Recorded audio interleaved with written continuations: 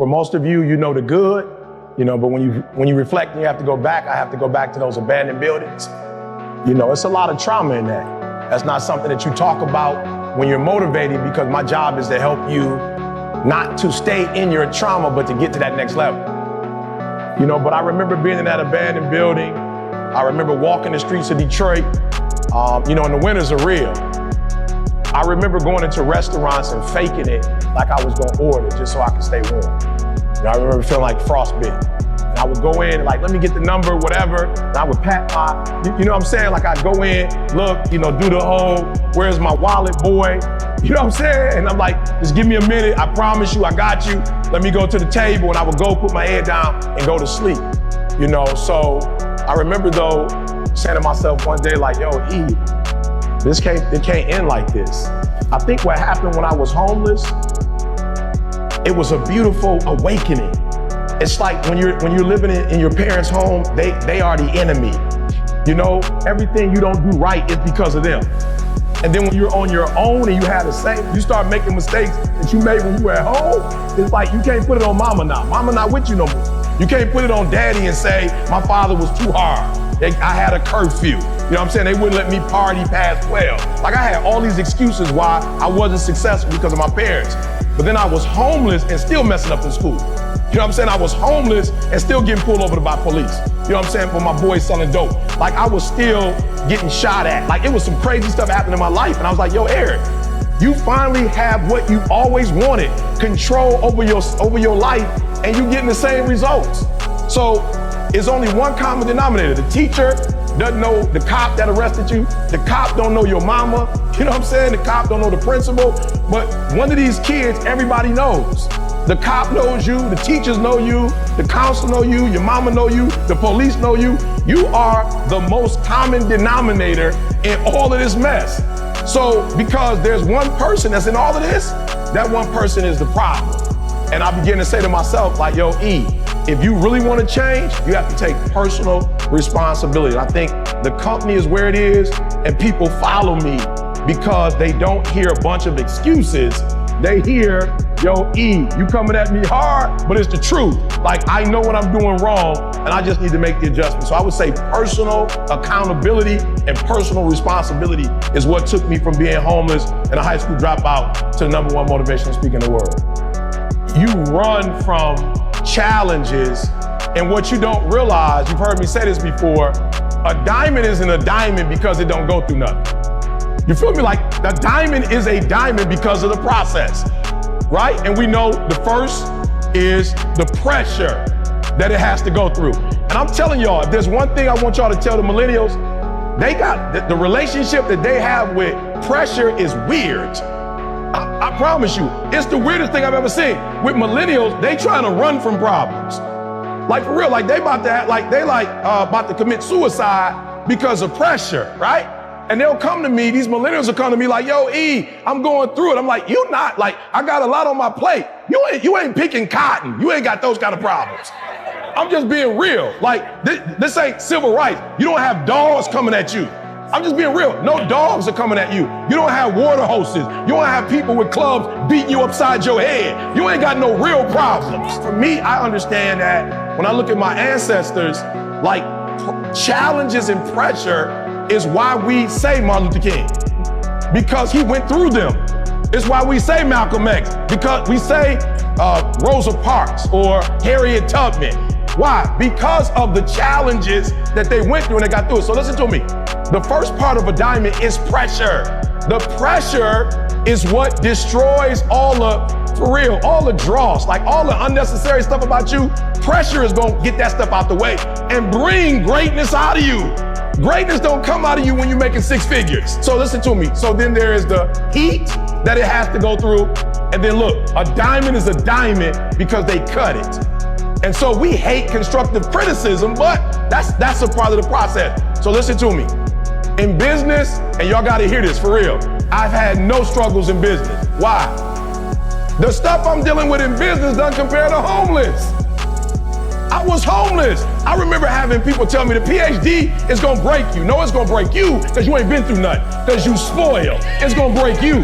is not gonna break me. I ate out of trash cans. A paper is not equivalent to eating out of trash cans. It's not the same thing. So for me, no pressure in business, but I will say this, and please hear me, because a lot of you wanna rush the process. We never planned for a business. We just wanted to change lives. The 1%ers live on their own terms. That's what the 1%ers are. The 1%ers don't care about what nobody else thinks. They're not concerned about what other people, they're not trying to impress nobody else. The 1%ers, all their energy goes into being who they are. That's it. When you in the 1%, you got time. You own your own time. So the number one qualification for the 1% is they own their own time. What would my life look like if I was really in the 1%? What would it look like? And again, that's why I said be careful, because you can start getting on the internet and you can start making it look like something that is not. And I'm not telling you not to market yourself. I'm not telling you not to be creative. But I'm saying don't get to a point where it's a thin line and you lying to yourself. And you're waking up lying. You're waking up doing activities to make other people feel a certain way. And then you looked up and your whole life now has become about making people feel a certain way about you. I'm telling you, invest your time in really making what you wrote down happen so that that can happen and then they're gonna see it. Here's what broke people do. Broke people wake up every day and focus on what? Getting money. Getting what? Get money, right? And I just told you, if you get money, you don't necessarily have the other stuff. But if you own your own time, you got all of that. If you own your own time, you can't own your own time without having all the other stuff. So that's why we're gonna shift our focus. Broke people wake up and how much money do I need money. You don't need money when you're creative. You don't need money when you creative. You need money when you broke. When you creative, you don't need money. Why? Because you can wake up and create something that can make you $10 million. If you creative, so you're spending so much of your time trying to make money that you're not focusing on what you're supposed to focus on. So at the end of the day, your superpower is when you are your authentic self. That's your superpower, is when you're you. If I'm going to be like anybody else, it's not gonna work.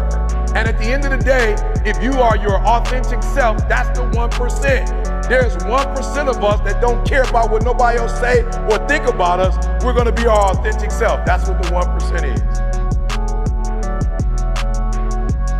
That's why I'm the #1 motivational speaker in the world. It don't mean nobody else ain't #1. I'm #1, why? Just because I'm being myself. Be your authentic self. And when you are your authentic self, that's your superpower. And when you are in your superpower, that's what makes you 1%, because you're not like nobody else. And you got a whole world that when you are authentic, they challenge. That's the real problem.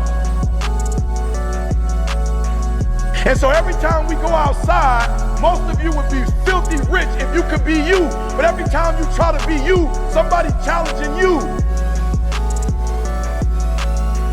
So that's what happens. When you try to be you, people gonna dog you out. When you try to be you, people gonna try to push you and bully you and challenge you because you ain't being what they think you should be. And most of you gonna break, and that's why you're not a 1%er. I'm gonna say it one more time. Most of you gonna break. Most of you gonna break because you're not a 1%er. Most of you gonna make, and what you don't know about them is they don't know who they are.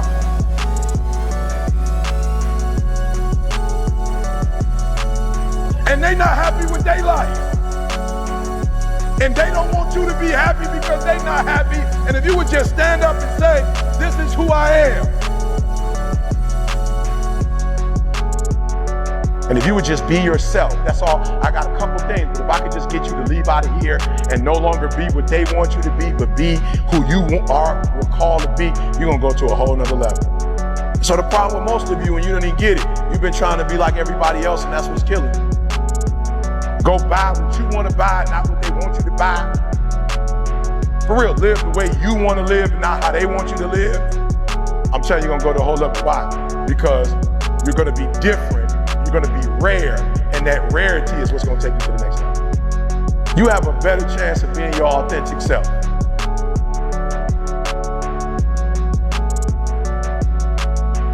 My son's like, Dad, I want to make 6 figures. I'm like, cool. I'm not going to give you 6 figures, and I'm in a position to do that. But what I continue to think about is if I give my son money, if I die, what's going to happen to him? Like, he's not going to be able to, he's not going to be able to take care of himself. So my thing is, you tell me what you want, and I can show you how to make it. So my son, he told me what he wanted to make. He's about to get married in a year. So I trained my son in the DISC assessment, like thoroughly trained. I don't know, that's my son's stuff. Like thoroughly trained my son. My daughter is a beast at it. So what I tell my son is, this is what I'll do for you. I don't have time to certify everybody. But as people come in, you certify. You certify everybody online, I give you 50%. I keep 50%, you take 50%, right? But I'm gonna watch you and you better be sweet with it, right? So he got access to my man Mustafa, Moose, getting him tight work. He got access to Anthony Flynn, Anthony working with him. He got access to CJ. I mean that, he has access. I don't owe him to let CJ talk to him. Like, I don't owe him that. Like, CJ charge people. So just because he's your uncle, you don't get to go to him for free. But I'm giving him access to the people who helped me blow up. And then it's like, yo, how much you trying to make? Dad, I'm trying to make an extra 5,000 this month. Well, that sounds like 10 certifications. So you're gonna have to get on the phone, right? So I got some D1 schools that are like, yo, we want you to come train us. Bro, I don't got time. What kind of money they paying? Ain't trying to be funny. You ain't got $50,000 an hour for me. I told my son, the university called me, D1 program, they want it. We'll go in together the first time because they want to see me. Then after that, you go in and you work with them on a regular basis, right? And if you can put me on the screen because I'm available in my hotel room, I'll get on the screen while you're local. But you learn the DISC like the back of your hand. My daughter, you learn like the back, and we'll start a family company. So can I give him 50 grand? I'll be spoiling him and killing him. But I'm giving him a skill set because at the end of the day, it's just not about the meat you eat when you hunt. It's about the confidence you get when you can go hunt. When you can actually go out as a lion or a lioness and catch that, there's a pride in not just making money. There's a pride in the process of the money.